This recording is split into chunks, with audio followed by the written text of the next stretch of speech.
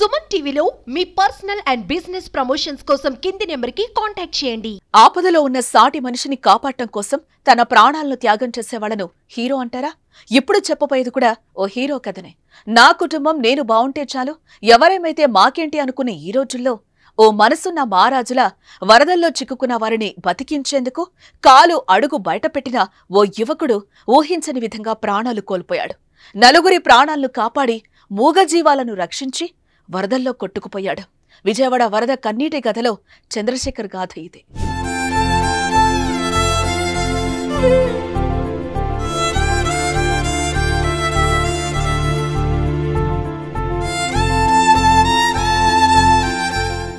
తెలుగు రాష్ట్రాల్లో సంభవించిన జల ప్రళయం తీవ్ర విషాదాన్ని మిగిల్చింది.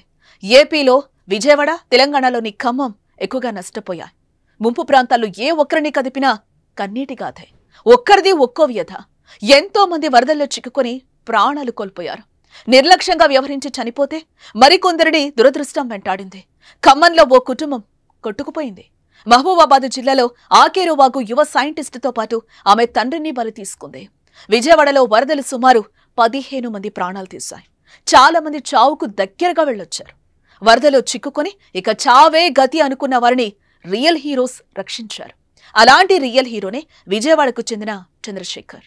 విజయవాడలో చాలా మంది యువత మానవత్వంతో సాయానికి ముందుకొచ్చారు. వరదలో చిక్కుకున్న వారిని సైనికులుగా మారి రక్షించారు. వారిలో ఒకరు చంద్రశేఖర్. సింగ్నగర్లో సేవలు అందిస్తూ ఉండగా పోటెత్తిన వరద ఓ డైరీ ఫామ్ను చుట్టేసింది. అందులో నలుగురు చిక్కుకున్నారు. ప్రాణభయంతో బిక్కుబిక్కుమంటూ ఉన్నారు. వారిని రక్షించేందుకు ముందుకు వెళ్లిన చంద్రశేఖర్ చాకచక్యంతో ప్రాణాలకు తెగించి కాపాడాడు. ఆ నలుగురిని షెడ్డు పైకప్పు మీదకు చేర్చాడు. భయపడకండి, నేనున్నా అంటూ భరోసానిచ్చాడు. మూగజీవాలకు ప్రాణభిక్ష పెట్టాడు. తాళ్లతో కట్టేసిన ఆవులను వదిలేశాడు. ఇక తాను షెడ్డుపైకి ఎక్కేందుకు ప్రయత్నిస్తూ ఉండగా కాలు జారి వరదలో కొట్టుకుపోయాడు. మృత్యు ఒడిలోకి వెళ్లిపోయాడు. ఇక్కడ కన్నీళ్లు పెట్టించే మరో విషయం ఏంటంటే, అతడి భార్య 8 నెలల గర్భిణి. వరదలొచ్చిన సమయంలో ఏ భర్త అయినా నిండు గర్భిణిగా ఉన్న భార్య పక్కనే ఉండాలని అనుకుంటారు. కానీ చంద్రశేఖర్ తన కుటుంబం క్షేమంగా ఉంది, మిగిలిన కుటుంబాలను రక్షించాలనే మానవత్వంతో, సేవా హృదయంతో సేవలందించడానికొచ్చి మరణించడం గుండెలను పిండేస్తోంది.